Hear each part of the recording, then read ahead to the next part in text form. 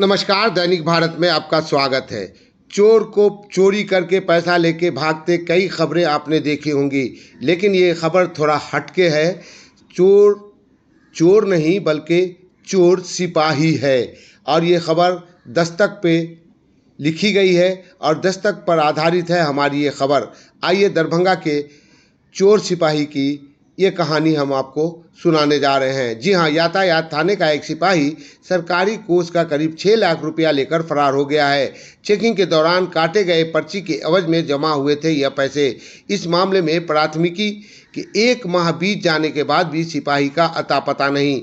यातायात थाने का एक सिपाही सरकारी कोष का करीब 6 लाख रुपया लेकर फरार। चेकिंग के दौरान काटे गए पर्ची के एवज में जमा हुए थे ये पैसे। इस मामले में प्राथमिकी के 1 माह बीत जाने के बाद भी सिपाही का कोई अता पता नहीं। जी हाँ, आपको बता दें कि यातायात थाने का एक सिपाही करीब 6 लाख सरकारी रुपया लेकर फरार हो गया है, लेकिन इस बात की खबर शायद किसी को नहीं है।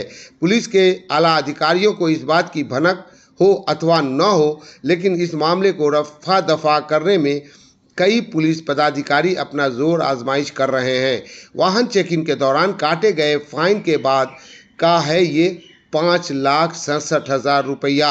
चेकिंग के दौरान वसूली गई राशि का यह पैसा है जिसे बैंक खाते में नहीं जमा किया गया। इस बात की सूचना जब यातायात डीएसपी को हुई तो उन्होंने इस मामले में लहरियासराय थाने में प्राथमिकी 380/24 दर्ज कराते हुए उक्त सिपाही 658 धनंजय कुमार को आरोपी बनाया है। उन्होंने प्राथमिकी में स्पष्ट कहा है कि सिपाही 658 धनंजय कुमार 5,67,000 रुपये का गबन कर लिया है और वो फरार हो गया है। उन्हें शंका यह भी जाहिर किया है कि दोनों अलमीरा का चाबी सिपाही धनंजय के पास है। ऐसे में हो सकता है कि पैसा सहित पर्चा अलमीरा में बंद हो, लेकिन 13 जुलाई 2024 से ही वह ड्यूटी से बिना सूचना गायब है।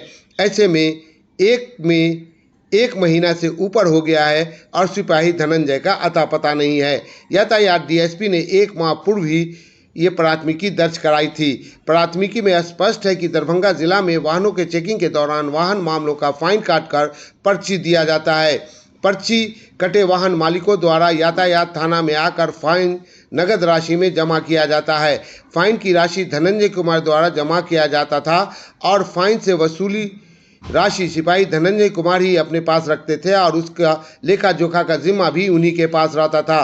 3-4 महीने बीत जाने के बाद वसूली की गई राशि को जिला परिवहन कार्यालय के माध्यम से स्टेट बैंक में जमा किया जाता था।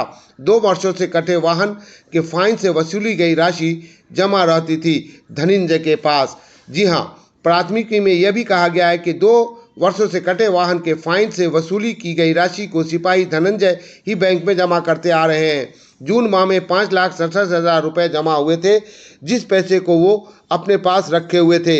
यातायात डीएसपी अवधेश कुमार को इस बाबत जब जानकारी हुई तो उन्होंने इस बाबत सिपाही धनंजय से पूछताछ की। सिपाही धनंजय ने यातायात डीएसपी से कहा कि उसने उक्त रुपये को बैंक में जमा करा दिया है।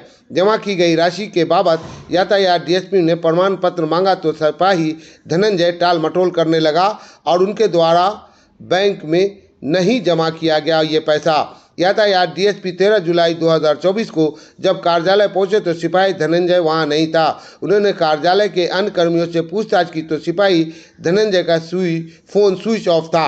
यातायात डीएसपी ने धनंजय की खोजबीन की तो वो हो गया था फरार। यातायात डीएसपी ने जब पता किया तो उन्हें पता चला कि वह पुलिस लाइन से निकला, लेकिन यातायात थाने तक नहीं पहुंचा।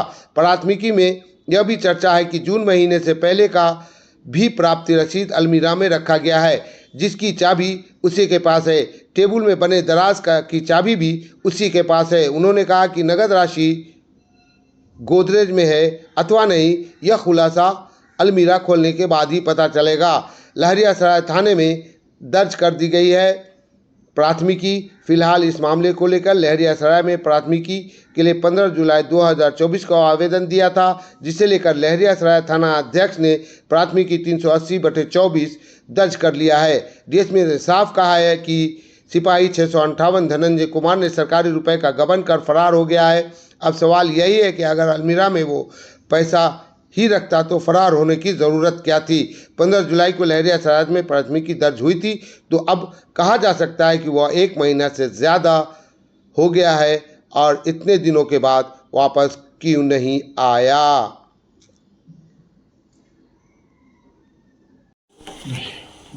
सर, ट्रैफिक थाना में सरकारी पैसा जो चालान से आया हुआ था, उस पैसे को लेकर एक सिपाही गबन कर लिए हैं। क्या मामला है सर पूरा? ये पिछले महीने 15 जुलाई की वारदात है, जिसमें ट्रैफिक थाना में पदस्थापित एक सिपाही जिनका नाम है धनंजय कुमार, इन्होंने लगभग 5,68,000 रुपये जो पैसे हैं, जो इनको जिम्मेदारी दी गई थी कि ये जो ट्रैफिक के जितने फाइन कलेक्ट होते हैं वो एक बैंक में हम लोग जमा करते हैं, इनको वहाँ पे जाके जमा करने की जिम्मेदारी दी गई थी, लेकिन उन्होंने नहीं किया। उसके बाद में इन जो संपर्क स्थापित करने की कोशिश किया, लेकिन संपर्क इनसे स्थापित नहीं हो पाया और ये तब से ही फरार चल रहे हैं। इस संबंध में FIR भी जो है वो दर्ज कर ली गई है धारा 409 और 420 के अंतर्गत, और आगे की कार्रवाई जारी है। सर, 1 महीना से ज़्यादा हो गया और सूचना सर आपको दिया गया थाना प्रभारी यातायात थाना के द्वारा? इसमें सूचना देने में उनकी तरफ से विफलता हुआ है, हम उसमें संबंध में उनसे जवाब मांगे। सर, जीवित हैं या नहीं, क्योंकि परिवार के लोग भी यहाँ आ रहे हैं उसको खोजने के लिए? देखिए, अभी तो इसमें कुछ कहना संभव नहीं है, FIR अमल हो चुकी है। इसमें आगे की कार्रवाई उसमें ये भी होगा कि अगर व्यक्ति को कहीं और देखा गया हो या फिर उनके संबंध में किसी और से संपर्क करके स्थापित करके पता किया जा सके, उस संबंध में भी हम कार्रवाई कर रहे हैं, उसमें भी जांच जारी है।